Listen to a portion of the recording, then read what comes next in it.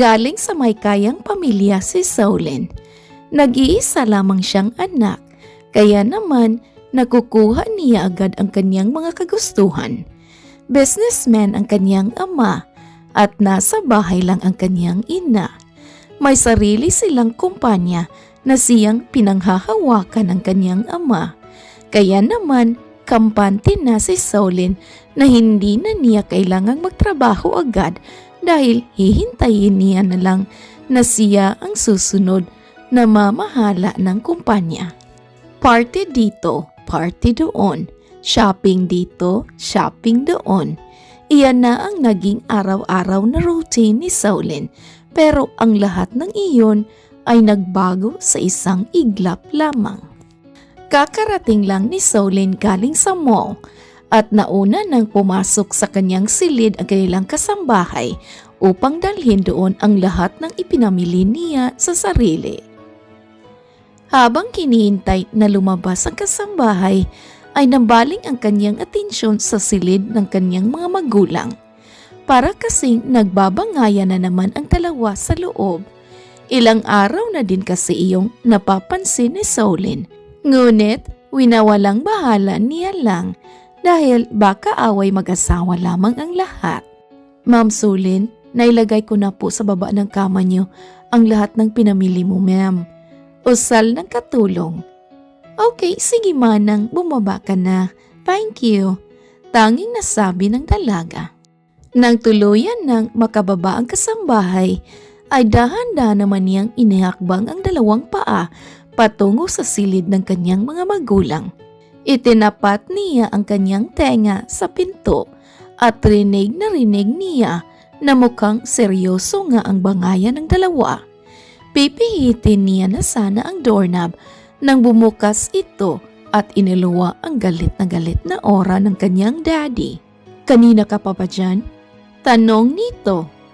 Oh, hindi po dad. What's happening po ba? Wala. Go comfort your mom at doon na ako magpapalipas ng gabi sa hotel. Sabi nito saka dali-dali nang bumaba.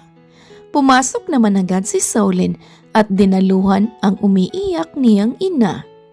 Mom, I heard you and dad. What happened? Anak, nalulugi na ang kumpanya natin.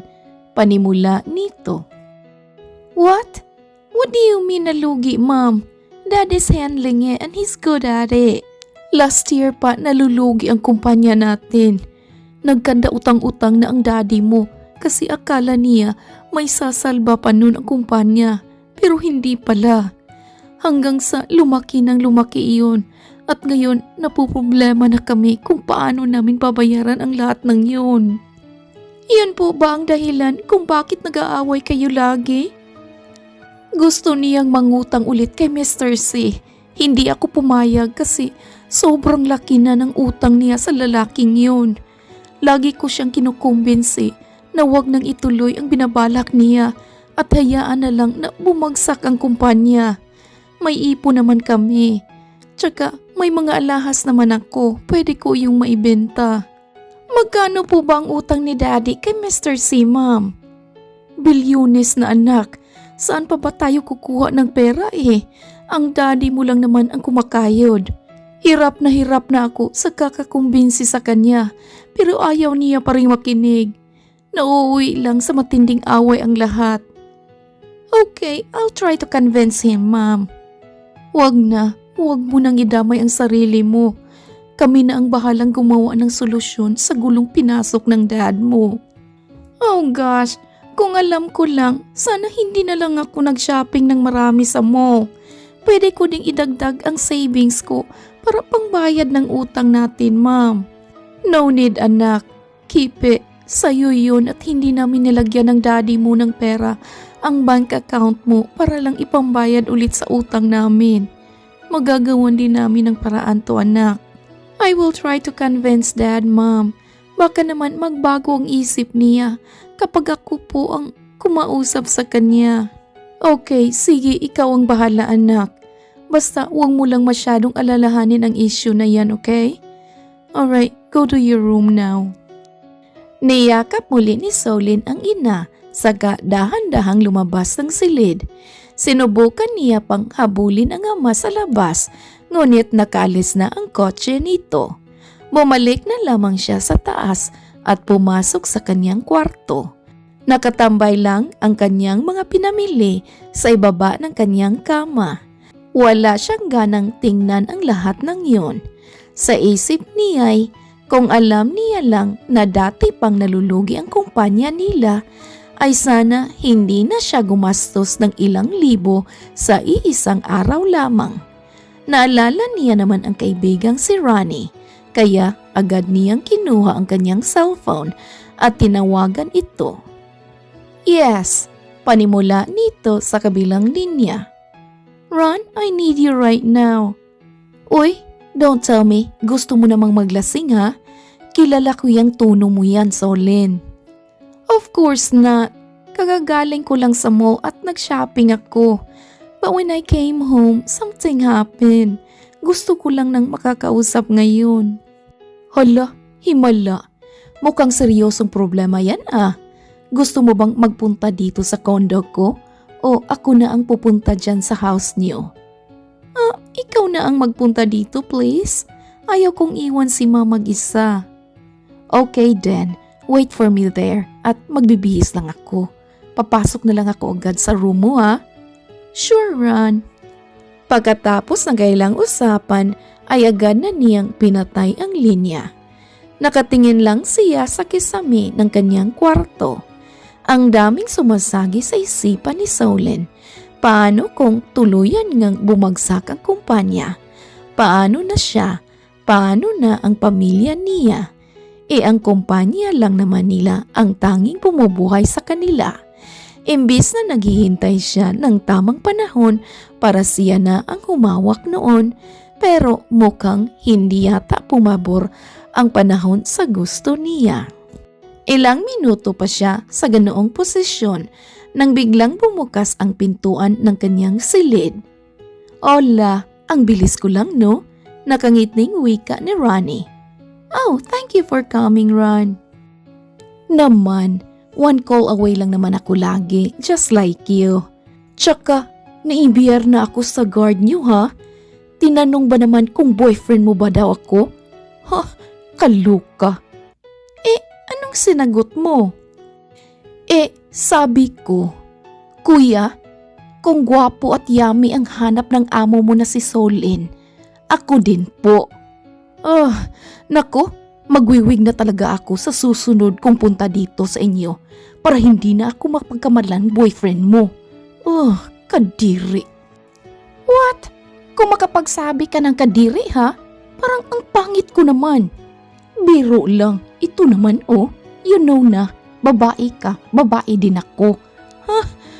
Oh, by the way, I saw tita sa labas. Binati ko siya pero tipid ng ngiti lang ang tinugo niya sa akin. Well, she's na okay. Oh, why? O siya, sige na. Since nandito na rin naman ako, sabihin mo na sa akin yung major problem mo for today. Kinuwento naman agad ni Solin ang lahat ng napag-usapan nila ng kanyang mami kani-kanina lamang kay Ronnie. Hala? Meaning? Maghihirap ka na girl? Ay naku, paano na lang ang mga shopping galore mo? You know what, Ron? I really don't care about the shopping thingy. Ang mas inaalala ko ay kung paano na kami after this one.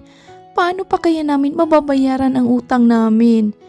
Kasi kung ang kumpanya lang mismo ang ibebenta ni Dad, kukulangin pa kahit idagdag pa tong bahay at lupa namin.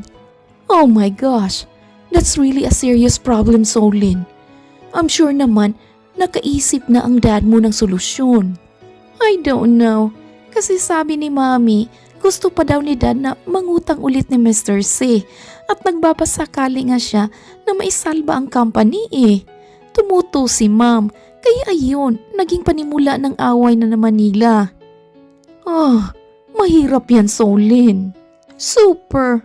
Kaya nga naisip ko na kung alam ko lang talaga na last year pa may problema ang company, hindi sana naghanap na lang ako ng work at mas nag-save pa. Or baka nga natulungan ko pa si Dad sa problema kasi business ad graduate naman ako. Isa lang ang ibig sabihin niyan. Ayaw kanilang idamay sa problema nila. And I guess that's normal. They love you lang kasi, kaya ganun. By the way, bumili ako ng bag and other stuff there. Pwede bang bilhin mo na lang sa akin? What? Pinag-shopping mo to? Tapos ibebenta mo sa akin? Ron, hindi ko talaga kayang tingnan ang lahat ng mga pinamili ko eh. Gumastos ako ng almost 100,000 para lang dyan. Magkakatulong ka sa akin kapag binili mo yan. Kaluka ka, friend. Wala akong ganyang kalaking datong, no? Kahit huwag mo nang bilhin lahat, basta may mabili ka lang. Oh my, are you sure? Yeah, buo na ang desisyon ko. Kahit masakit man sa akin na ibenta ang lahat ng yan, I don't have a choice. I need money. Okay then, worth 50,000 lang ang bibilhin ko ha? Okay, sure thing Ron. Mamili ka lang dyan. Thank you so much. Nakangiti niyang saad. Nang makapili na ang kaibigan, ay nag-usap pa sila saglit bago ito tuluyang magpaalam na uuwi na. Itinabi naman muna ni Soulin ang iba pang pinamili sa isang sulok saka ibinagsak muli ang katawan sa kanyang kama. Kinabukasan, nagising ang dalaga nang marinig ang pagbusina ng kotse sa labas ng kanilang gate. Dali-dali naman siyang bumangon at sinilip kung ang daddy niya na ba ang dumating. Ngunit kumunot ang kanyang noo nang makitang ibang kotse ang pumasok sa kanilang bakuran. Hindi rin pamilyar ang kotseng iyon sa kanya. Hindi na muna siya natinag sa pagsilip at hinintay munang lumabas ang panauhin. Dooy, nakita niya ang isang medyo may katandaan na lalaki kasama ang isa pang lalaki na may daladalang case. Oh gosh, baka si Mr. C na yun at maniningil na ng utang ni Daddy. Bulong niya sa sarili. Sa taranta ay agad niya namang kinuha ang kanyang cellphone at tinawagan ang kanyang ama. Nakailang dial pa siya bago nito tuluyang sagutin ang tawag. Who's that, honey? Biglang nag-init ang tenga ni Soulin sa narinig. Alam niyang tinig ng babae iyon. Rinig na rinig din niya ang mahinang pag-shh ng kanyang ama bago magsalita. Soulin, anak, what's wrong? Who's that, Dad? Who's who? Maang-maangan pa nito. I heard a woman's voice there. Who is with you? Woman's voice? There's no one here, sweetie. Siguro narinig mo lang ay ang boses ng reporter sa TV. I am watching news right now. Tsaka dito ako nagpalipas ng gabi sa hotel para makalimutan ko ang pinag-awayan namin ng mami mo. Is she okay now? I guess so. By the way, may dumating dito, Dad, and I guess it's Mr. C. Si Mr. C? What is he doing there? I don't know. Nakita ko lang na pinapasok siya ng guard at may kasama siyang isang lalaki, which I think abogado niya. You need to come home now, Dad. Mom can't handle this. Ikaw ang may pagkakautang kay Mr. C, so ikaw dapat ang humarap sa kanya. Okay, uuwi na ako agad. I'll hang up na. Pinatay naman agad nito ang linya. Nakakunot pa rin ang noo ng dalaga. Hindi siya kumbinsido sa palusot ng ama dahil rinig na rinig niya na tinawag nito ang daddy niya ng honey. Bumalik siya sa ulirat nang makarinig siya ng mahihinang katok mula sa labas ng kanyang pinto. Yes? Pagsigaw niya dito. Nak, can I come? Yes, Mom, come in. Kitang-kita niya ang sobrang stress na aura ng kanyang ina sa mga sandaling iyon. Nakita ko ang isang kotse na pumasok, Ma'am. Si Mr. C ba yun? Yes, anak, together with his attorney. Sinubukan mo bang tawagan ang daddy mo? I can't call him. I don't want to.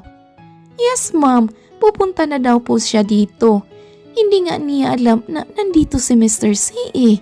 Ano daw bang pakay niya, Ma'am? I still don't know. Maybe about ito sa utang ng daddy mo. Sinabi ko lang na tatawagan ko muna agad ang dad mo. Okay, babalikan ko na muna sila sa baba, anak. Bumaba ka na rin para makakain ka na. Akma na sanang aalis ang ina sa kanyang silid nang biglang sumagi sa isip niya ang narinig na boses kanina. Mom? Yes, anak? Wala po. I love you. Tanging nasabi ng dalaga. I love you more. Kumain ka na doon sa baba. Huling wika nito sabay alis. Hindi na lamang tinuloy ni Solin ang balak na sabihin sa ina ang narinig na boses ng babae kanina habang kausap niya ang kanyang ama. Ayaw niyang madagdagan na naman ang stress nito. Naligo na lang muna siya at nagbihis saka tuluyang bumaba. Dooy, nakita niyang nakaupo ang kanyang ina habang kinausap ang matandang lalaki. Balak pa sana niyang dumiretso papuntang kusina pero natigil siya nang magsalita si Mr. C. Good morning, Iha. Napalingon naman si Solin sa kapilit na ngumiti. Good morning din po. Oh, Mr. C, siya pala ang anak namin ni Leon, si Solin. Pagpapakilala ng ina sa kanya. Oh, she's beautiful ha. Hindi na ako magtataka kung saan nagmana ang anak niyo, kundi sa iyo mismo. Ay, iyon nga po ang kadalasang sinabi nila. Oh, anak, kumain ka na muna doon at baka any minute from now ay darating na ang daddy mo. Tumangaw naman ang dalaga saka tuluyan nang pumunta sa kusina. Habang kumakain ay siya namang pagpasok ng isa pang kotse sa kanilang bakuran. Alam niyang ang daddy niya na ang dumating kaya mas binilisan niya pa ang pagkain. Nang matapos na siya ay hindi na muna siya nagpunta sa silid. Nanatili lamang siya sa kusina at mariing pinakinggan ang kanilang usapan. Na-surprise naman ako sa pagpunta mo dito sa bakuran ko, Mr. C. Ang akala ko ba ay sa private place tayo magkikita at mag-uusap. Rinig niyang wika ng kanyang ama. Yes, that's the plan, Leon. Pero mukhang wala ka ng balak magpakita sa akin ng personal. Kaya ako na mismo ang dumalaw sa iyo. Naghahanap lang ako ng tiyempo para sa pambayad ko. Ah, really? Kasi your wife told me na sa hotel ka nagpalipas ng gabi. Totoo ba talagang nag-i-effort kang mabayaran ang lahat ng utang mo sa akin? Kasi delay na tayo sa palugit, Leon. Kaunting oras pa po, Mr. C. Please, hindi pa po umaabot ang pera ko. I told you, ibigay mo na ang kumpanya mo sa akin para mabawasan naman ng kaunti ang utang mo sa akin. No, I can't do that, Mr. C. Dugot pawis ko ang naging puhunan ko sa kumpanyang yan. Hindi ko naman bastang-basta lang ibebenta sa iyo ang bagay na labis kong pinag-iingatan. Pinag-iingatan? Pero bakit bumagsak? Alam mo, hindi ko alam kung ano ang nangyayari sa iyo. You're such a great man at saksi ako kung gaano ka kaganado sa trabaho mo. Until one day, nagulat na lang ako na nanghihiram ka na ng pera sa akin kasi palugi na ang kumpanya mo. Kahit ilang beses mo pang itry na pabalikin ang dating amor ng kumpanya mo, Leon, hindi na iyan babalik sa dati. Kaya wala ka ng ibang choice ngayon, kundi ang ibenta iyon. Leon, ibenta na lang natin ang kumpanya, please. Para naman mabawasan ang pagkakautang mo. Pagsusumamo ng asawa nito. Ilang minuto pang nag-isip ang ama ni Solin, saka ito nagpakawala ng napakalalim na buntong hininga. Okay, sayo na ang kumpanya ko mula ngayon. Nakayuko nitong saad. That's good to hear, Leon. Well, dahil bagsak na nga ang kumpanya mo, milyones lang ang bawas noon sa utang mo sa akin. Malaking halaga na rin yon. Milyones? Are you kidding me, Mr. C? Bakit milyones lang? Your company is a lousy, Leon. Dapat nga hindi ko nabilhin yan kasi wala naman akong mapapala sa kumpanya mong bagsak na. Pero dahil may puso pa rin naman ako, kaya bibilhin ko na. Now, i-discuss naman natin ang iba mo pang properties na isusuko para mabayaran ang utang mo. Oh, please Mr. C. Wala na po akong ibebenta na property. Paano mo nga ba mababayaran ang natitira mo pang utang sa akin yan? Gusto mo bang makulong? Kasi hindi ako magdadalawang isip na sampahan ka ngayon ng kaso. Actually, pwede na rin itong bahay at lupa mo, including your cars na nasa garahe. Maawa naman po kayo, kaunting palugit pa po Mr. C. Hindi ko po kayang ipambayad sa utang itong bahay at lupa namin. Ganon? Okay, may isa pa naman akong option. But this one is different. Ano yun? I want your daughter Solin na magpakasal sa akin. Ang nakikinig na dalaga ay nanlaki naman ang dalawang mata sa gulat. Ano? Are you out of your mind? Galit na usal ng ama. Nope, I saw her earlier at nakita ko kung gaano siya ka-fresh at kaganda. Solve na ang problema mo. Hindi ka makukulong. Hindi ko kukunin sa iyo itong bahay at lupa mo. Mababayaran mo pa completely ang utang mo. Ang kumpanya at ang anak mong si Solin lang ang sagot sa lahat. Sa inis ay agad tumayo ang ama ng dalaga mula sa pagkakaupo at kinuwelyuhan ang matandang lalaki. Ikulong mo na lang ako Mr. C, pero hindi mo makukuha ang anak ko. Dad, that's enough. Pagsabat naman ni Solin na nooy unti-unti nang lumalapit sa kanilang gawi. Is that it Mr. C? You want me to marry you? Mahinang wika ng dalaga. Inayos naman muna ni Mr. C ang kanyang necktie saka nagsalita. Yes, ikaw ang magiging kabayaran sa utang ng daddy mo. Then fine, I will do it. Solin anak, you don't have to. Hindi mo siya kilala. Mas okay nang makulong ako kaysa makita kang nagakulong sa mga kamay ni Mr. C. My decision is final, Dad. Now, umalis na kayo. Huwag niyo nang guguluhin ang mga magulang ko.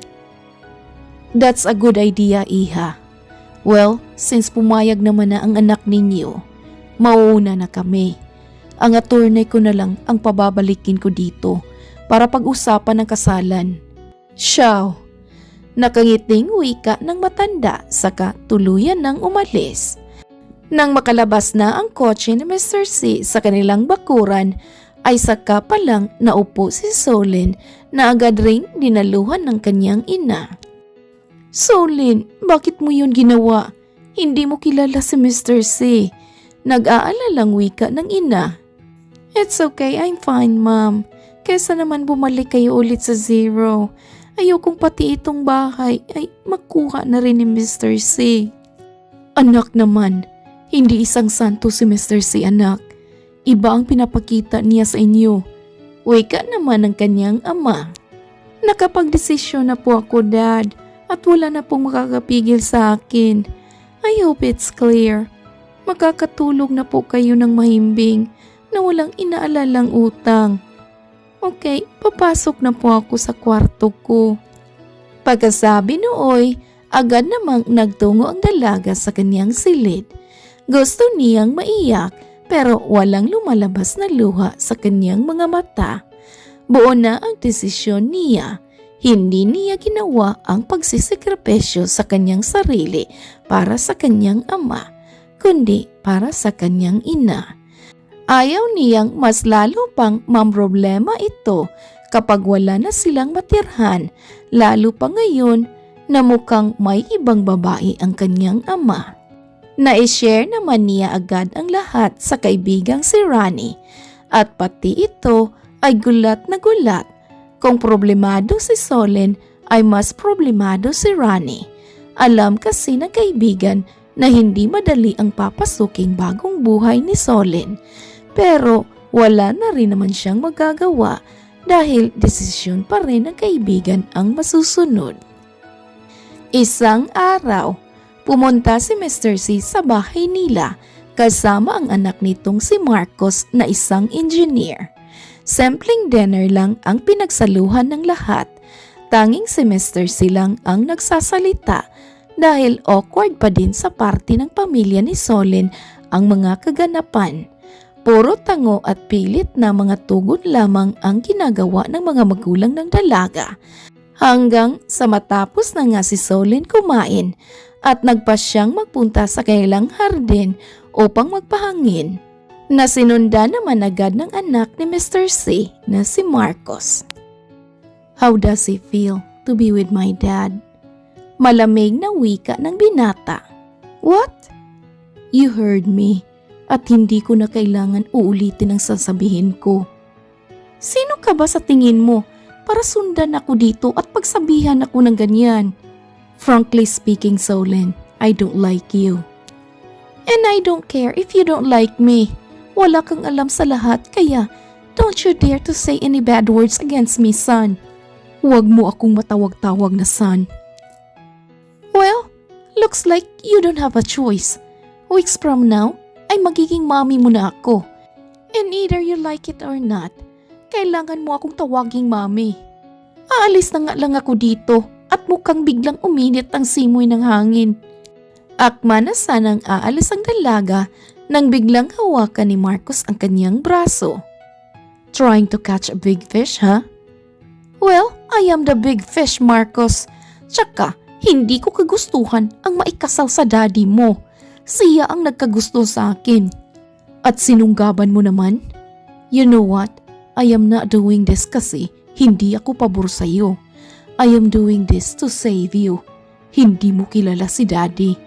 So, ano ba ang gusto mong sabihin? Umatras ka sa kasal. You don't know him. Kaya nga sila nag-divorce ni mom kasi si dad mismo ang problema. Yeah, kung may problema ang dad mo, bakit nasa puder ka niya ngayon?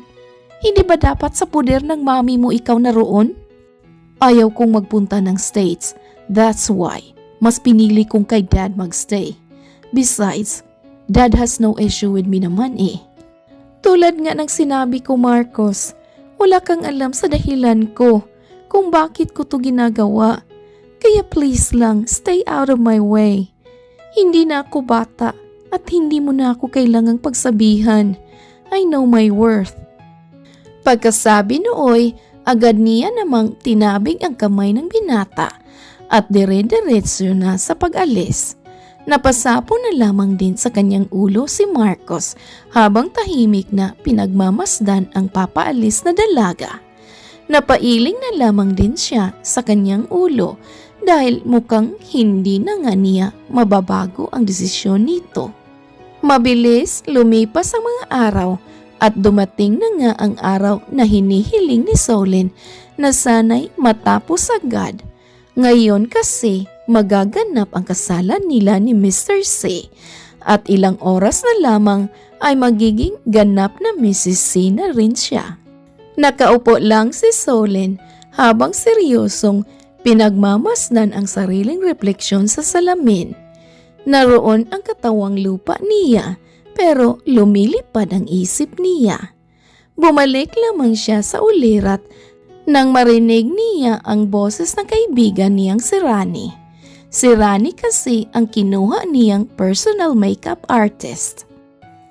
Hey, are you okay? Mukha kasing nasa ibang bansa na ang isipan mo Malayang nagta-travel. Wika nito. Hindi ko lang ma-imagine na hahantong ako sa ganitong sitwasyon, Ron. Ang alin? Ang maipakasal sa matandang lalaki na hindi mo naman mahal? O ang ipambayad sa utang? Both. And correction, hindi nila ako pinambayad sa utang. Ako ang nadesisyon na isakripisyo ang sarili kong kaligayahan for mom. Hindi, nga ka ngayon, girl. Hindi mo naman kilala ng lubusan niyang si Mr. C na yan. Ni hindi nga natin alam kung ano ba ang true color niyan Pwede ka pa namang umatras, friend. I don't know if kaya ko pa ba yung gawin, Ron. Buo na din kasi ang decision ko And I don't want my parents to suffer, especially mom. Speaking of your parents, totoo ba yung na-share mo na baka may babae si Tito? I heard it, Ronnie. At hindi ako pwedeng magkamali. Hindi ko nga lang yun sinabi kay mami Kasi ayaw kong mas ma-stress siya. Hayaan ko na lang na si Dad mismo ang magsabi sa kanya. Ay, Diyos ko, ang gulo-gulo naman ng buhay mo, Solin. Pati buhay ko, nagugulo na rin eh. Gaga. Okay, sige na. Time for final makeup na para makalabas na ako. Okay then, beautiful bride. Napairap na lamang sa kanyang mata si Solin sa sinabing iyon ng kaibigan. Nang matapos na sila'y pumasok naman ang ina ng dalaga. Okay, I guess lalabas na muna ako ha. Doon ko na kayo hintayin sa labas. Pagpapaalam ni Rani sa dalawa.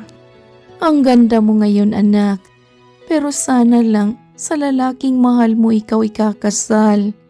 Pasensya ka na at wala na akong nagawa. Naiiyak nitong sabi. Ma'am, huwag niyo na pong alalahanin yan. Desisyon ko naman din po kasi ang magpakasal kay Mr. C.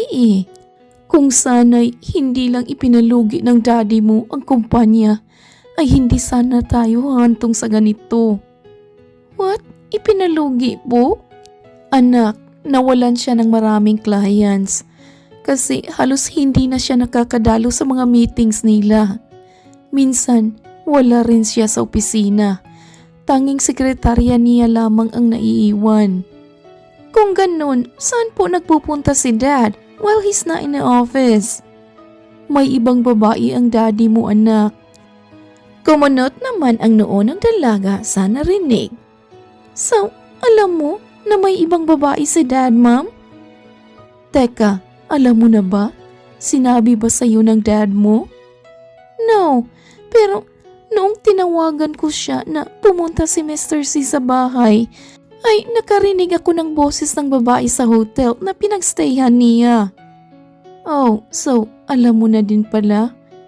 Wait, so matagal mo nang alam ang tungkol sa babae ni Dad? Oo anak, kung nakailang babae na siya ay hindi ko na mabilang. Dati pa yan, kakakasal lang namin. Hindi ka pa dumarating ay ganoon na ang daddy mo. So, mas pinili mong manatili pa rin despite of it? Mahal ko ang daddy mo anak. Akala ko magbabago na siya kapag mabuntis na ako at magkaroon na kami ng baby. Pero kahit noong dumating ka pa, ganoon pa rin siya.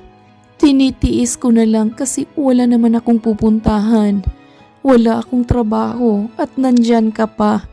Ayaw ko namang lumaki ka na hindi buo ang pamilya natin. Pag-amin nito.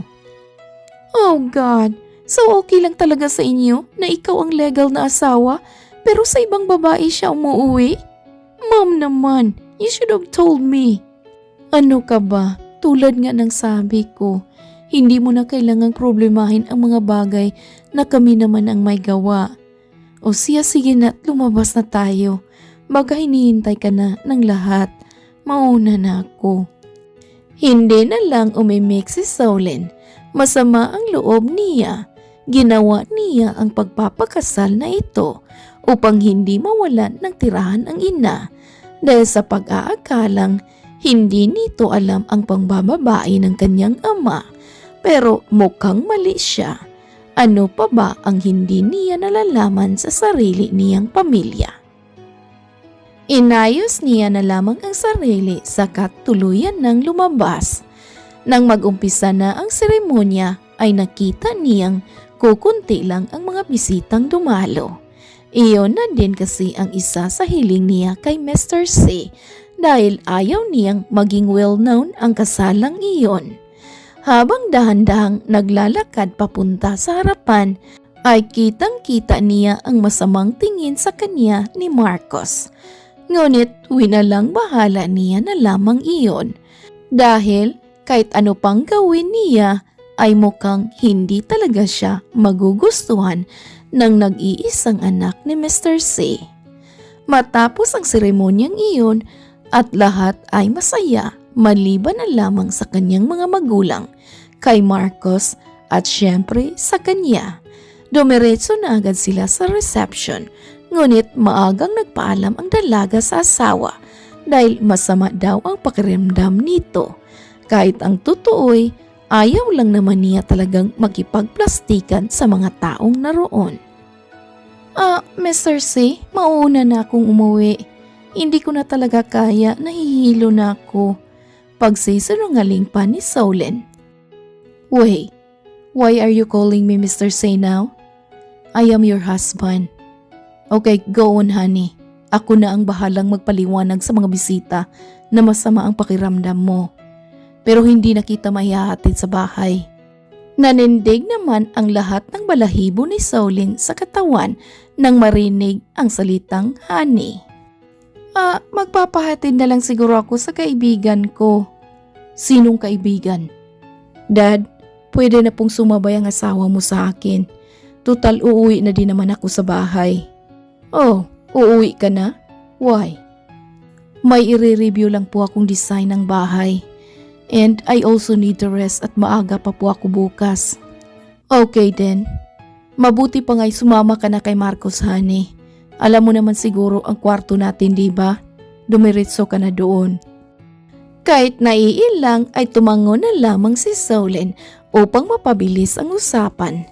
Nagpaalam naman muna siya sa kanyang mga magulang, pati na rin sa kaibigan niyang si Ronnie, saka sumunod na kay Marcos sa labas. Hanggang nasa biyahe ay tahimik lang ang dalawa. Ang buong akala pa naman ni Solen ay sasabihan na naman siya ng masama ni Marcos. Ngunit wala itong imik kahit kaunti. Hanggang sa makarating na sila sa mansyon ay wala pa rin itong kahit isang salitang binibitawan. Marcos, saan ba dito ang room ng dad mo? Panimula niya. Ngunit tiningnan lang siya ng seryoso ng binata. Hindi mo dapat tingnan ng ganyan ang mami mo, Marcos. Magkaedad lang tayo. At kahit isang taon ka pang magsabi niyan, hindi pa rin kita tatawaging mami dahil nag-iisa lang ang mami ko. Gets? Ang harsh mo naman sa akin. Kinasal na nga kami ng daddy mo, pero para pa rin akong stranger sa'yo. Stranger ka naman talaga. I don't even know you who you are. At kung ano ba talagang pakay mo kay dad. Kung sasabihin mong mahal mo siya, hindi ako maniniwala dyan. Kasi halata namang hindi ang mga gaya ni dad ang gusto mo. Or should I say, gaya nga ni dad pero iyong hindi matanda. I warn you already, Solen. Pero hindi ka nakinig. Ngayon, pagsisihan mo ang hindi pag-atras sa kasal. Kinakabahan man pero hindi nagpahalata si Solen. Bagkus ay nginitian niya lang ang binata. I know what I'm doing, Marcos. Tsaka ang dami mo namang sagot sa tanong ko eh. Room lang naman namin ng daddy mo ang tinatanong ko, right? Bigla namang hinawakan ni Marcos ang braso ni Solen. I warn you, Solen. Hindi kita ipagtatanggol once ipinakita na ni dad ang totoong siya. Anong ibig mong sabihin? Soon, malalaman mo rin. Sa left side, yan ang room niyo ni dad. Good luck. Huling wika nito na siyang nagpakaba ng husto sa dibdib ni Solen. Nauna nang nagtungo si Marcos sa kanyang silid pero hindi pa rin natitinag si Solen sa kanyang kinatatayuan. Hindi niya alam kung ano ang punto ng binata pero alam niyang binabalaan siya nito. Bumalik naman siya sa wisyo at inihakbang na ang dalawang paa paakyat at dumiretso na sa kwarto. Nang buksan iyon ni Solen ay sobrang laki ng spasyo sa loob. Napuno ng mga paintings at iba pang mga antigong kagamitan ang naroon. Nandoon na rin pala ang kanyang mga gamit at mukhang ipinakuha na ito ni Mr. C sa kanila bago pa man ang wedding ceremony. Huminga na lamang siya ng malalim saka nagbihis at ibinagsak ang katawan sa kama. This is it, Solen. I may not know kung ano ang mangyayari sa mga susunod na araw. Pero alam kong gagabayan mo ako, God. Wika nito sabay pikit sa kanyang mga mata. Nagising si Solen mula sa mahimbing na pagkakatulog nang marinig niya ang malalakas na hilik ng taong nasa kanyang tabi. Kumunot naman ang noon niya at naiiritang i-on ang lampshade na nasa kanyang gilid. Nanlaki pa ang dalawa niyang mata nang malamang si Mr. C ang naroon. Gusto niya sanang magsisigaw pero agad niyang naalala na asawa na nga niya pala ang matanda at ikinasal na sila. Nagulat pa siya nang biglang ibuka ni Mr. C ang kanyang mata. "Can you turn off the light?" Utos nito sa naiirita na boses. "Oh, sorry, pero hindi kasi ako nakakatulog kapag walang ilaw eh." "Bakit? Kaninong pamamahay ba to ha? At sino ba ang masusunod? Kapag sinabi kong patayin mo ang ilaw, patayin mo ang ilaw. Wala akong pakialam kung hindi ka makatulog. Pagod ako." Agad namang nakaramdam ng takot si Solin sa katagang binitawan ng asawa, kaya wala na siyang nagawa kundi ang patayin ang lampshade. Pinilit niya na lang matulog pero hindi talaga siya sanay na walang nakikitang liwanag, kaya dahan-dahan niyang kinuha ang kanyang unan at nagpa siyang sa baba na lamang matutulog. 2:00 na ng umaga at kakatapos lang ni Marcos sa ginagawa niyang pag-review sa design ng bahay para sa bagong project na gagawin niya. Agad niyang iniligpit ang kanyang laptop at nagpa siyang uminom na muna ng tubig sa baba bago tuluyang matulog. Ngunit nakakailang hakbang pa man siya sa hagdanan ay nakita niya na agad ang natutulog na si Solin na nasa couch. Kumunot naman ang noo niya at muling binalingan ang silid ng ama. Gusto niya itong gisingin dahil kapag magising ang kanyang ama at malamang hindi siya tinabihan ng bagong asawa ay magagalit ito. "Oh my gosh, talagang ikaw lang ang naghahanap ng problema mo, Solin. I said, hindi kita tutulungan kung lumabas na ang kadimunyuhan ng ama ko. Pero mukhang mananaig na naman tong pusong mamon ko." Maktol niya sa sarili. Dali-dali siyang bumaba at akmang gigisingin na sana si Solin nang mapatingin siya dito ng seryoso. Napakaamo at inosente ng mukha nito.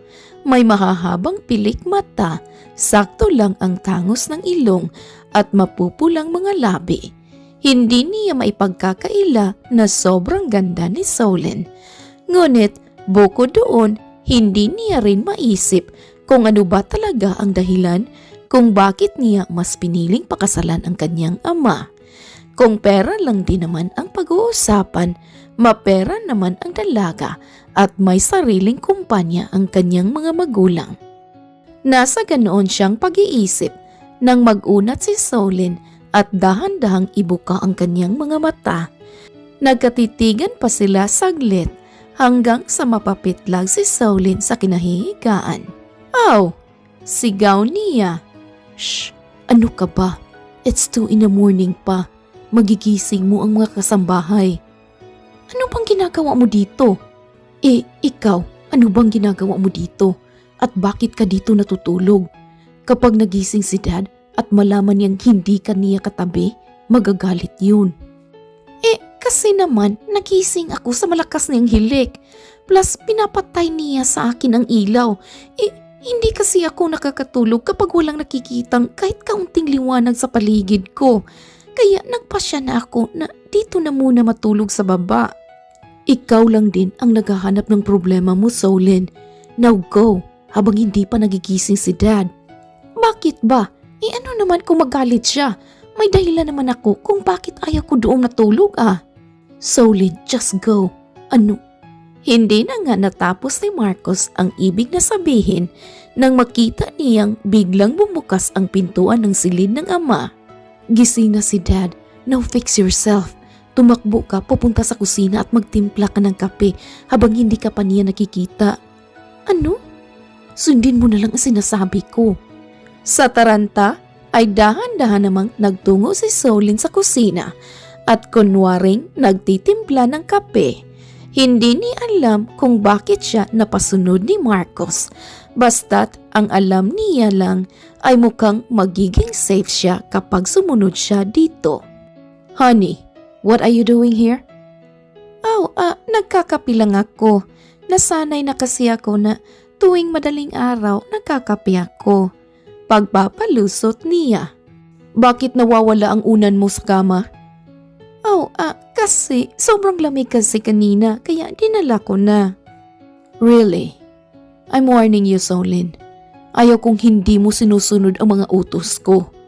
Huwag kang magkakamaling magsinungaling sa akin dahil sa oras na nalaman ko na ginagago mo ako, you'll regret it. Besides, asawa na kita so lahat ng gusto kong gawin sa iyo ang siyang masusunod. Naiintindihan mo ba? But why? Di ba nga mag-asawa tayo? Bakit gusto mo lang ang masusunod? Bakit hindi gusto nating dalawa? Hindi pa ipinapanganak ang taong didikta sa akin, Solin. Hindi ang ex-wife ko, hindi ang nanay ko, hindi ang anak ko, at mas lalong hindi ikaw. Now, finish your coffee at bumalik ka na sa taas. Nang makaalis na si Mr. C, ay doon pa lang nakahinga ng malalim si Solin. Parang ibang Mr. C ang nasaksihan niya ngayon. Ito na ba ang sinasabi ni Marcos na totoong kulay ng ama? Oh, Solin, ano ba tong pinasok mo? Naiiyak niyang wika sa sarili. Ang binatang kanina pa nakatago sa gilid ay agad namang lumabas at nilapitan si Solin. Are you okay? Oo, sobrang bilis ng pintig ng puso ko. Hindi ko aakalain na siseryosohin niya ang hindi ko pagtabi sa kanya. Hindi ako nagkulang sa pagpapaalala sa iyo. Now, this will be the last time na tutulungan kita. Hindi na ako makikisali sa problema niyong dalawa sa susunod. Kaya, huwag mo nang i-expect na susulpot na naman ako at tutulungan kang makatakas sa masamang posibilidad. Oo na, but still, thank you pa rin. Huwag ka nang mag-thank you dahil hindi pa nagsisimula ang lahat. Wika nito sabay tunga sa isang basong tubig saka umalis. Itinapon na lamang din ni Solin ang tinitimplang kape dahil hindi naman talaga siya umiinom nun. Napasubo lamang siya dahil sa sitwasyon. Inayos naman muna niya ang sarili saka muling pumasok sa silid. Dooy, naabutan niyang nakaupo si Mr. C sa gilid ng kama. Oh, hindi ka pa ba nakakabalik sa pagtulog? Hinihintay kita. Baka kasi nag-uumpisa ka ng gaguhin ako. Let's go back to sleep at maaga pa ako bukas. Tumango naman din si Solin saka muli nang nahiga. Dooy, kahit pilitin niya ang sariling makatulog muli ay hindi na niya magawa. Hanggang sa tuluyan na ngang magpakita ang haring araw ay nakadilat pa rin ang dalawa niyang mga mata. Kanina ka pa ba gising? Panimula ni Mr. C.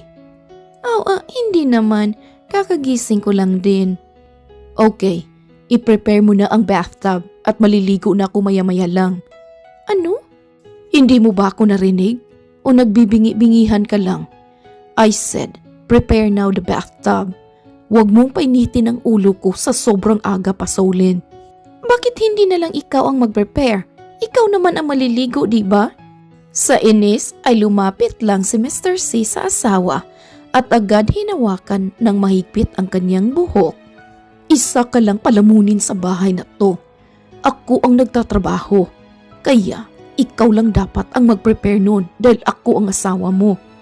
Nasasaktan ako. Masasaktan ka talaga kapag araw-araw mong binubwisit ang araw ko, Solin. Ano ba talagang purpose mo sa pag-aasawa, Mr. C, ha? Ang may makasama sa pagtanda? O may taga-silbi lang? Hindi ako natatakot kung matanda man akong mag-isa, Solin. I have lots of money at iyon ang isasama ko sa kabaong ko. Kayong mga babae, mga wala kayong kwenta. Ano lang ba ang silbi nyo kundi ang pasayahin lang kami sa kama at syempre ang maging taga-silbi naming mga lalaki? You're crazy. Pagkasabi nooy, isang malutong na sampal ang pinakawalan ni Mr. C. Naiyak naman agad si Solin sa sakit ng kanyang nararamdaman. Watch your words, honey. Dahil hindi ako magdadalawang isip na tahiin ang bibig mo kapag nainis na ako. Naiintindihan mo? Sumagot ka. Oo. Naiiyak na wika ni Solin.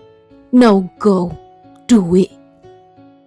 At wala na ngang nagawa pa si Solin kundi ang sundin ang kagustuhan ng kanyang asawa. Nakahinga lamang siya ng malalim nang makalis na ito patungo sa trabaho.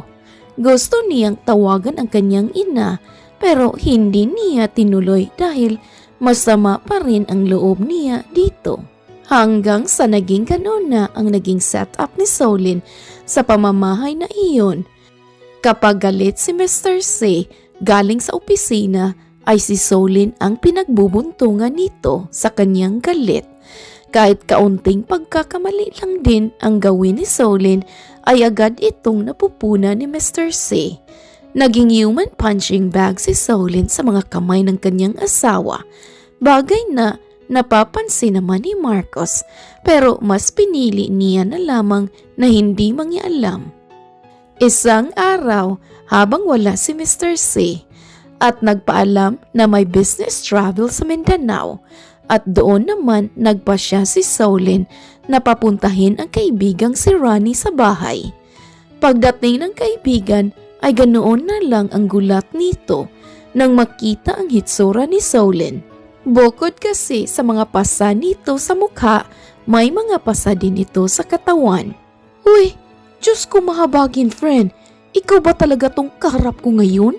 Naaawa nitong tanong sa kaibigan. Hindi ko na alam kung ano pa ba ang isasagot ko dyan sa tanong mong yan, Ron. Awang-awa na ako sa sarili ko. Deserve ko ba talaga to? Naku friend, maski ako man ay awang-awa na rin sa'yo eh. Alam na ba to ng parents mo? Nope, wala silang alam. Hindi ko rin sinabi sa kanila kasi masama ang loob ko sa kanilang dalawa. Tumatawag si mama at dad pero hindi ko na sinasagot. Idemanda kaya natin yang si Mr. C na yan. Klarong-klaro naman sa mukha mo ang lahat ng ebidensya oh. Hindi pwede Ron, ayaw kong madamay na naman ang mga magulang ko. Kahit naman masama ang loob ko sa kanila, I still love them. They still my parents. Ayan kasi eh, palagi mo na lang kasi iniisip ang ibang tao. Ano ngayon ang naging resulta ha? Ginawa ka na niyang punching bag girl? Ang tanda-tanda na niya, pero kung makapanakit siya, parang wala lang sa kanya ah. Kasalanan ko naman din kasi to eh, kasi desisyon ko ang magpakasal sa kanya. Oo nga, sabihin na natin kasalanan mo, pero ginawa mo lang naman yan para sa mga magulang mo diba? Labanan mo para hindi madala. Nilalabanan ko naman Ron eh. Kaso ayaw niyang natatalo siya sa diskusyon at ayaw niya ring sumagot ako. Kapag sumasagot ako, sinasaktan niya agad ako. Eh, hindi naman ako takot sa sumagot kapag alam kong nasa tama ako. Kaya eto, ang dami ko ng pasa sa katawan. Diyos ko naman oh. Natigil sila sa pag-uusap nang marinig nila ang pagbusina ng kotse mula pa sa labas ng gate ng mansyon. Dali-dali naman iyong tinungo ni Solin sa pag-aakalang si Marcos lang ang dumating. Pero mali siya dahil ang kotseng kanyang nakikita ay kotse mismo ni Mr. C. Oh God! Natataranta niyang bulong sa sarili. Napansin naman agad ni Mr. C ang kanyang presensya kaya napatingin na ito sa kanya. At anong ginagawa mo dito sa baba? Baka makita ka pa ng mga kapitbahay.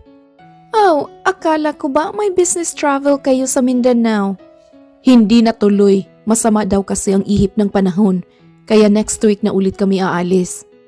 Friend, sino ba ang Pagsabat ni Rani na hindi na natuloy ang sasabihin dahil sa gulat.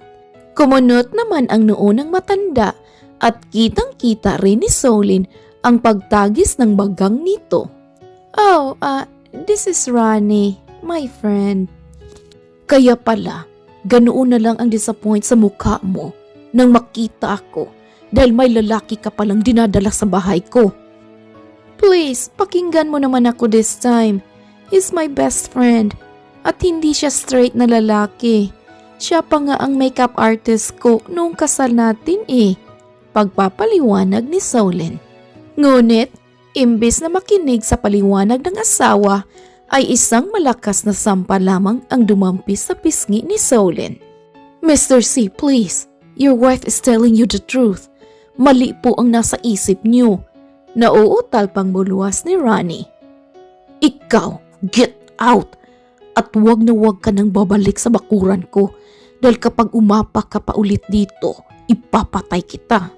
Sa takot ay dali-dali namang umalis si Ronnie. Ikaw babae ka. Hindi pa nga kita napapanginabangan sa kama, ay balak mo nang magpakama sa iba. At dito ka pa talaga maghahasik sa kataksilan sa loob ng bakuran ko? Hindi pa ba sapat ang mga pasang natatamo mo? Galit na usal nito. Mali ang nasa isip mo. Paano pa ba ako magpapaliwanag kung ayaw mo lang namang marinig ang side ko? At dooy, muli nga nitong sinampal ng pagkalakas-lakas si Solin. Hinila niya naman ito papasok sa loob gamit ng kanyang buhok. Sakto namang kagarating lang ni Marcos at mula sa labas ng gate ay kitang-kita niya ang paghila ng ama kay Solin. Nang pagbuksan siya ng gate ay binuksan niya naman muna ang bintana ng kotse at tinanong ang guard. Manong, what's going on here? Ay naku sir, bugbog na naman po ang pobreng asawa ng daddy mo. Paano kasi nakita ng daddy mo na may bisitang lalaki si Ma'am Solin? Kaya ayun, galit na galit. Lalaki? Ay, hindi po lalaki sir, binabae. Itong daddy mo ayaw pakinggan ang eksplanasyon ni Ma'am. Naku, awang-awa na po ako kay Ma'am Solin sir. Ganoon din po kasi ang pinagdaanan ng mami mo bago siya nakipag-divorce. I know Manong. Okay, sige po, papasok na po ako. Agad namang pinaandar ni Marcos ang kotse papasok at ipinarada sa gilid. Dali-dali naman siyang pumasok at dooy nakita niyang umiiyak na nga ng husto si Solin habang hinihila pa rin ng kanyang ama. Dad, what are you doing? Pagsigaw niyang wika. Wag na wag kang makialam dito. It's husband and wife issue. Yeah, but you're hurting her. At kailan ka pa natutong maging hero of the month, ha? Matapang ka na rin? Ilan pa bang babae ang dadaan sa'yo, Dad, bago maisip mo na they're not just woman? Ha, walang silbi ang mga babae, Marcos. Sorry, pero kahit ilang ulit mo pa akong i-brainwash dyan sa paniniwalaan mo, I won't agree with you. Kung si Mommy hindi ko nagawang ipagtanggol before, iba na ang istorya ngayon. And you can't tell me what to do. Ganun? So kinakampihan mo tong letseng babaeng to? Yes, kasi sobra na kayo. Hindi nagawain ng isang matinong lalaki yung ginagawa niyo. Para kang hindi nakakatulog kapag hindi mo siya sinasaktan Now, let her go.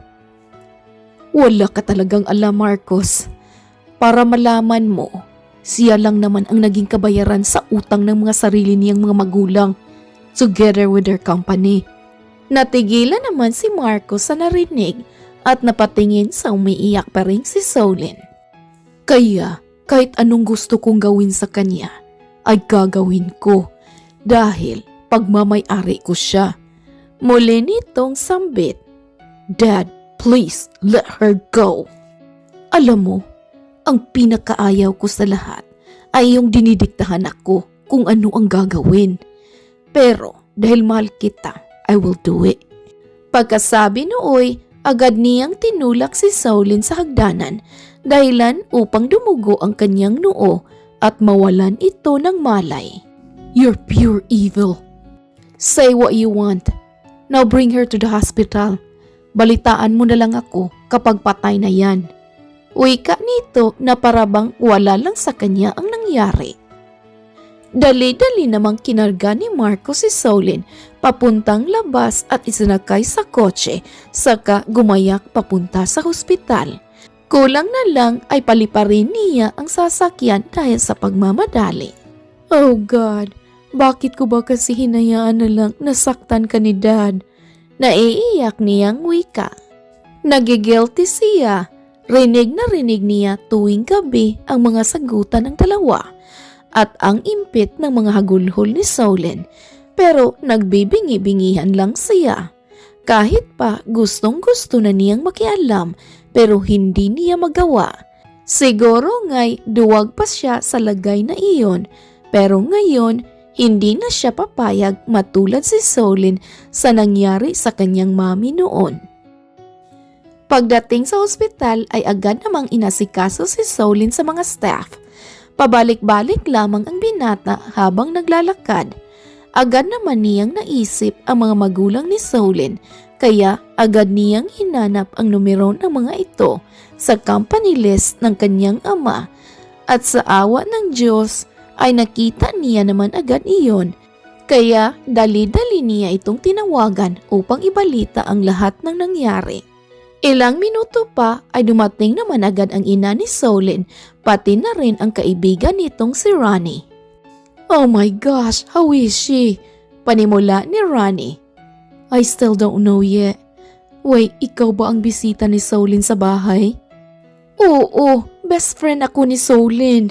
I'm sorry, ako yata ang dahilan kung bakit nagkanganito si Solin eh." Naiiyak nitong sabi. "No, it's fine. Kahit naman walang ginagawa si Solin, sinasaktan pa rin siya ni Dad." "Diyos ko, mabuti na lamang at pumunta si Ronnie sa bahay. Doon sinabi niya sa amin ang lahat-lahat." Naiiyak din wika ng ina ni Solin. "She'll be fine, matapang siyang babae. By the way, nasaan si Tito?" "Nandoon sa police station, iho. Actually, nasa police station na kami nung tumawag ka. Ayun, papunta na yun sa bahay niyo at balak na magsampa ng kaso sa daddy mo dahil sa pananakit niya kay Solin." "I understand po. Kailangan na rin po kasi ni Dad na magising sa katotohanan. Hindi na po tama ang ginagawa niya, even kay Mom before. That's why Mom decided na mag-file ng divorce." Natigil lamang sila sa usapan nang lumabas na ang doktor. "Kumusta po ang anak ko, Dok?" Hindi naman siya nagkaroon ng internal bleeding at mabuti na lamang din at hindi masyadong mataas ang pinagbagsakan niya. Nandoon pa rin siya sa emergency room, nilagyan pa ng bandage ang kanyang ulo. After that, ililipat namin siya sa kanyang room. "Okay, excuse me." Wika nito sabay alis. "Diyos ko, salamat naman at maayos lang ang anak ko. Kapag may nangyaring masama sa kanya, hindi ko talaga mapapatawad ang sarili ko." "Don't blame yourself, tita. Everything will be fine." Nang mailipat na si Solin sa isang private room, ay sa labas na lamang naghintay si Marcos, habang ang ina at si Ronnie ay pumasok na sa loob. Ilang oras pa ang lumipas, ay lumabas naman si Ronnie at ang ina ni Solin. "Gusto ka daw kausapin ni Solin, iho." "Nagkamalay na po ba siya?" "Oo, nagkausap na rin kami ng masinsinan.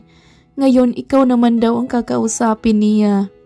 Tumango at tumayo naman si Marcos kahit may pag-aalinlangan ang kanyang isip. Nahihiya din siyang humarap kay Solin dahil hindi man lang niya ito naipagtanggol mula sa pananakit ng kanyang ama. Ngunit sa kabila nooy, binuksan niya pa rin ang pintuan at pumasok sa loob. "Hey, how are you feeling now?" Panimula niya. Parang ngayon ko palang nararamdaman ang sobrang pananakit ng katawan ko. By the way, thank you. Kung hindi ka siguro dumating kanina, malabang isang katirbang mga pasa na naman ang aabutin ko." "I'm sorry, Solin. I really do. Mabuti na lang at wala kang internal bleeding." "God is good pa rin talaga. Gusto ko nang makatakas sa buhay ko ngayon, Marcos." "Gusto mo bang i-divorce si Dad?" "Yes, as soon as possible. At magsasampa din ako ng kaso sa kanya. I hope you understand." "Walang problema sa akin yan. Magtitistigo din ako." "Talaga?" "Yup, nasa panig mo ako ngayon, Solin." "Thank you, Marcos." "Okay, get well quick. at mamamasyal pa tayo kapag magaling ka na talaga, okay? Oh, really? Oo naman, promise. Ngayon, all you have to do is magpagaling ka, okay? Uuwi na muna ako ng bahay. Babalik ka pa ba? Oh yeah, oo naman. Kukuha lang ako ng mga damit mo at babalik din ako agad. Don't worry, nandito lang ako lagi sa tabi mo hanggang sa tuluyan ka nang gumaling. Ngumiti naman si Solin ng pagkatamis-tamis. You know, kahit punong-puno ng pasa ang mukha mo, you still look gorgeous with your smile. Okay, uuwi na muna ako ha. Pagaling ka dito. Wika nito sabay halik sa noo ni Solin. Wait, why did you... Oh, wala lang yun. Just ignore that kiss. Healing kiss lang yun. Okay, I have to go. Namula naman ang dalawang pisngi ni Solin dahil sa ginawang iyon ni Marcos. Ilang sandali pa'y bumukas muli ang pintuan ng kanyang silid at pumasok ang kanyang ama. Oh, kanina ka pa ba dyan, Dad? Hindi naman masyado. Sinabi kasi ng mami mo na kausap mo pa ang anak ni Mr. C. Kaya hindi na muna ako pumasok. Tsaka sinigurado ko munang makukulong talaga yung baliw na Mr. C na yon. Kumusta po siya? Sino? Si Mr. C? Ayun, nakakulong na. Nasuntok ko pa yung ilang beses kasi galit na galit ako. Ni minsan ay hindi kita napagbuhatan ng kamay, Solin. Kaya hindi ko hayaang pagbuhatan ka lang ng kamay ng matandang yun. Naiiyak nitong sabi. It's okay, Dad. Kasalanan ko to, anak. Walang ibang may kasalanan nito kundi ako. Kung hindi lang sana ako nagpabaya sa kumpanya ay hindi ka sana hantong sa ganito. Dad, can I ask you a question? Ano ba yun? Totoo bang nambababae ka? Nasabi na pala sa'yo ng mami mo? Well, kami ng mami mo, anak. Ikinasal lang kami dahil sa kagustuhan ng mga magulang namin. Ikinasal kami nang hindi namin mahal ang isa't isa. In fact, sa araw ng kasal namin, gusto kong hindi sumipot kasi may girlfriend pa ako noon and I love my girlfriend so much. Pero wala na akong nagawa.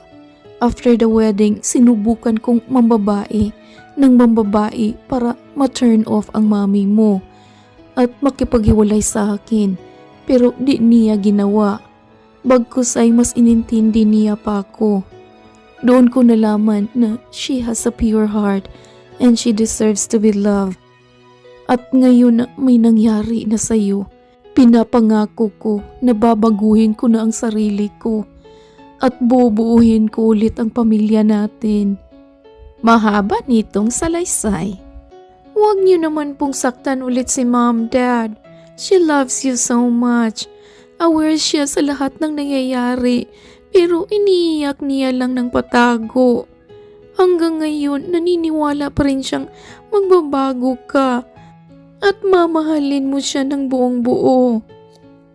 I know, and I will do my best to make things right.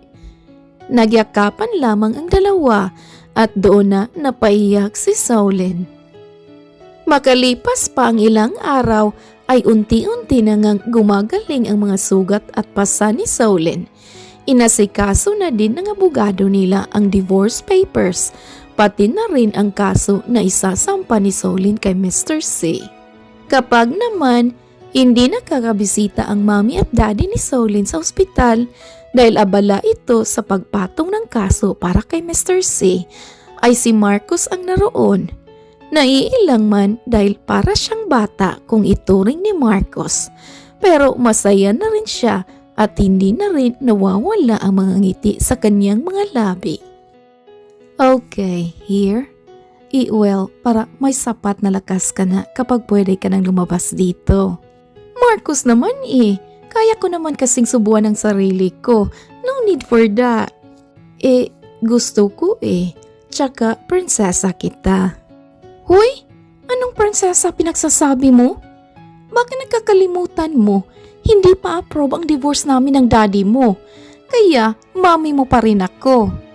Natawa naman si Marcos sa narinig.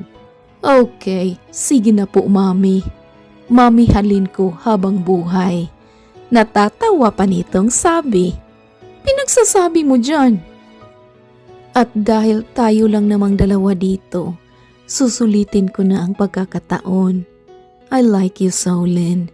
At kung tatanungin mo ako ngayon kung ilang porsyento kitang gusto, hindi ko na mabilang in percent.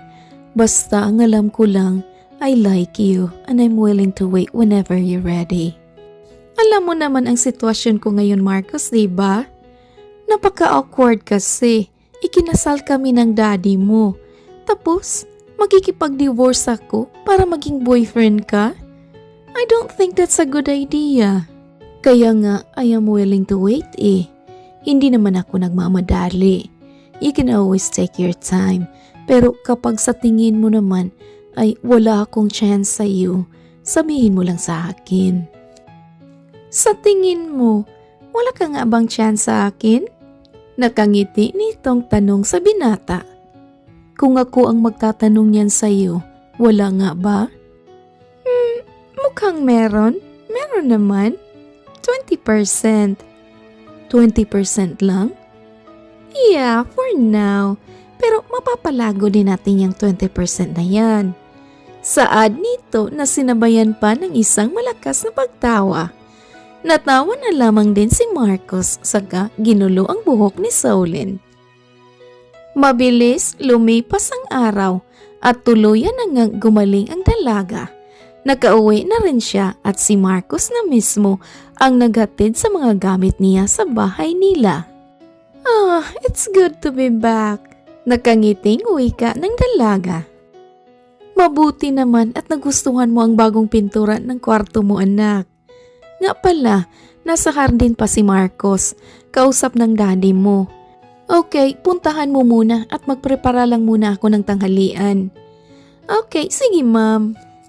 Nagbihis naman muna ang dalaga saka napatingin sa sarili sa salamin.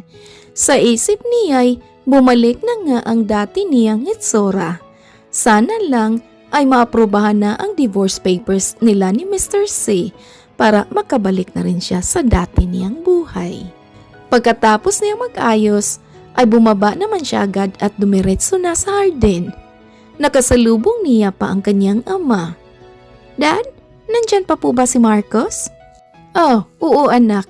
Tatawagin na nga sana kita eh. Buti at bumaba ka na. Okay, puntahan mo na lang si Marcos doon at tutulungan ko na muna ang mami mo sa pagluluto. Mukhang iba na yan, Dad ah. Panonokso, panito. Oo naman anak, it's not too late to start again and I'm loving it. Okay, now go to him at hinahanap ka. Napangiti naman si Solin dahil mukhang unti-unti nang nagiging maayos ang mga magulang niya. Agad naman siyang nagtungo sa hardin at mula sa di kalayuan ay nakita niya ang nakaupong si Marcos. Kahit naka-side view ang binata ay sobrang gwapo pa rin nito. Naku, kung hindi lang kita anak sa batas ay papatusin na kitang pogi ka. Natatawang bulong ni Solin sa sarili. Para bang napansin naman agad ni Marcos ang kanyang presensya, kaya lumingon ito at kinawayan siya. Lumapit naman siya agad sa binata at naupo. Uuwi ka na ba? Panimula ni Solin. Oh yeah, hinatid ko lang talaga ang mga gamit mo. Hey, kitang-kita ko sa mukha mo na sobrang saya mo ngayon ah. Dahil ba yan sa pagbalik mo dito sa bahay niyo? Oh yeah, of course, isa na rin to. Bakit? May iba ka pa bang dahilan? Marami, Marcos. Well, naging okay na sina mami at daddy. Naging okay na rin ang itsura ko. Tsaka ikaw din. Ako? Siyempre, isa ka rin sa rason kung bakit ako masaya. Thank you for coming into my life, Marcos. And thank you for staying. Speaking of stay, since nakakulong na si Dad, nag-request si Mom na doon na muna ako sa kanya sa States. Tapos? Wala. Gusto niya lang siguro makasama ako. Well, even gusto ko rin naman siyang makasama. I miss her. What about me? Huh? What about you? So ganun? May paamin-amin ka pang nalalaman sa ospital, ha? Tapos iiwan mo na lang naman pala ako? Maktol pa ng dalaga. 20% lang ang sinabi mong tsansa ko eh. Ang labo naman yan. Biro pa nito. Okay, fine. Hindi na siya 20% ngayon. 40% na. 40 pa lang? Aba, tumatawad ka ba ha? Anong akala mo? Nasa baklaran ka? Sige na nga lang. Okay, aalis na ako, Mami. Akma na sanang tatayo si Marcos nang magsalitang muli si Solin. 90%. Hindi ko pa kayang i-100 kasi hindi pa inaprubahan ang divorce namin ni Mr. C. 90? Ang bilis naman yatang umakyat, Mami. Stop calling me Mommy, will ya? I'm younger than you. Natawa naman si Marcos. Okay, sige na nga. Halikan mo nga ako para malaman ko kung totoo ba talaga yung 90% na yan. Marcos. Ngunit, imbes na sumagot, ay hinila lamang ni Marcos si Solin palapit sa kanya at siniil ng masuyong halik ang kanyang mga labi. Gulat man pero dahan-dahan na rin ipinikit ng dalaga ang kanyang dalawang mata at tinugo na rin ang mga halik ng binata. Nang mapabitaw sila sa isa't isa, ay nagkatinginan pa sila saglit, saka isa-isang nagpakawala ng matatamis na mga ngiti. Aalis ka pa ba? Yap. Hindi mo pa naman kasi ako pinapatapos. 1 week lang ako doon. I miss my mom na din kasi eh. Alam mo, kainis ka. 1 week ka lang naman pala doon eh. Pinakaba mo pa ako. Well, at least, napaami naman kita. Muling niyakap ni Marcos ang naiirita pang si Solin, saka paulit-ulit na hinalikan sa noo. Bumiyahe na nga si Marcos papunta sa States kinabukasan at inihatid pa siya ni Solin sa airport. Pag-uwi ng dalaga ay isang magandang balita naman ang sumasalubong sa kanya dahil inaprubahan na nga ang divorce papers nila ni Mr. C. Ibinalita niya naman agad iyon kay Marcos at labis din ang saya ng binata. Makalipas pa ang ilang linggo ay nakipaglaban na nga sila sa korte para mapagbayaran ni Mr. C ang kanyang mga kasalanan. Ngayon, hindi lang pala si Solin ang nagsampa ng kaso sa matanda dahil ang ibang mga taong nagawa niya ng kasalanan ay lumabas na din. Patong-patong ang naging kaso ni Mr. C at dahil dooy nahatulan siya ng guilty. Ngunit sa kabila ng kasiyahan ni Solin ay nalulungkot rin siya para kay Marcos. Tatay niya pa rin si Mr. C kahit baligtarin man ang mundo. I'm sorry, Marcos. Bakit? Bakit ka nagsasorry? Kasi dahil sa akin, lumabas din ang mga taong nagawa ng mali ng daddy mo. Ano ka ba? Tahimik lang naman ako dito. Kasi hindi ko lubos maisip na madami na palang nagawang mali si dad at hindi lang siya nasasampahan ng kaso noon dahil sa takot ng mga ito sa daddy ko. Pero dahil pinangunahan mo ng katapangan ang lahat, kaya marami ang pumanig sa iyo. Mahal na mahal kita, Solin, at masaya akong may babalik mo ang dati mong buhay. Correction, parang ayaw ko na sa dating buhay ko. Ha? Kasi sa dating buhay ko, hindi maayos sina mami at daddy, tsaka wala ka rin doon. Kaya ngayon, gusto kong magsimula muli ng panibagong pahina kasama ang pamilya ko at ikaw na mahal ko. You mean, sinasagot mo na ako? Oo, sinasagot na kita. Nagtatalo naman si Marcos sa saya at isa-isang niyakap ang mga taong nakasama nila sa hearing. Natawa na lamang din si Solin dahil sobrang cute pala nito kapag nakaramdam ng overwhelm. Makalipas pa ang ilang araw ay nagpasya naman si Solin na magtrabaho sa isang kumpanya. Kahit hindi na nila nabawi ang kumpanya nila, ay masaya pa rin naman siya lalo pat dinaig pa ng kanyang mga magulang ang bagong magkasintahan sa sobrang kaswitan.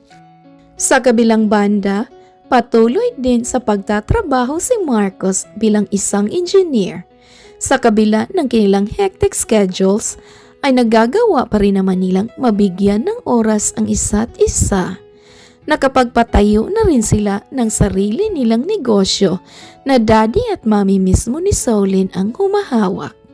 Timing naman sa first year anniversary ni Solen at Marcos ay nagpropose ang binata sa kasintahan na agad namang sinagot ni Solen ng yes. Ngayon, nasa proseso pa sila ng matinding pag-iipon dahil balak ni Marcos na sa ibang bansa sila magpapakasal ni Solen at doon na rin mananatili ng 1 buwan for their honeymoon. Natatawa naman sa kanyang isipan si Solen dahil tinanggal niya na nga ang C na apelyido. Pero ngayon, sa isang C pa rin pala siya babagsak. Pero ngayon, hindi na sa C na napilitan lang siya dahil ibang C na ito, kundi si Marcos C na siyang nagpapakulay ng kanyang mundo. The end. Oh my goodness mga kaibigan, napakagandang story.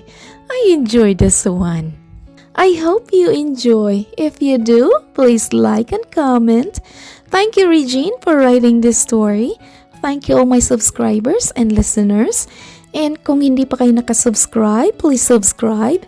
And don't forget to click the bell para ma-notify kayo kung may bagong upload tayo dito sa Kulay TV. Alrighty, this is Ethel McMenamin saying, bawat buhay ay may kulay. Thank you and take care. Daghan kayong salamat. See you sa next story.